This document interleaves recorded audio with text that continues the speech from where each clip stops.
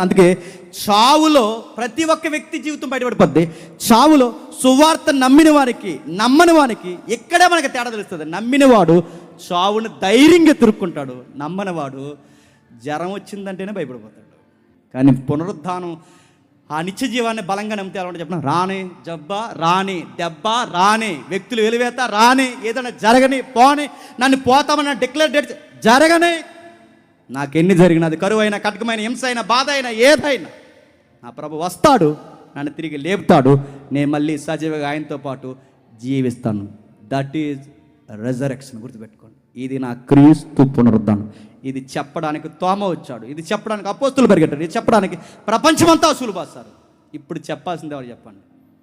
మనం చెప్పాలి. నీ ఉద్యోగంలో చెప్పు, నీ సంసారంలో చెప్పు, నీ ఇరుగు పొరుగు వారు చెప్పు, నీ అందరికీ చెప్పు, ఇది నిజమని చెప్పు. దీనికోసం ఎంత బాగా చెప్పాలో అంత బాగా అన్నీ చదివి చెప్పు.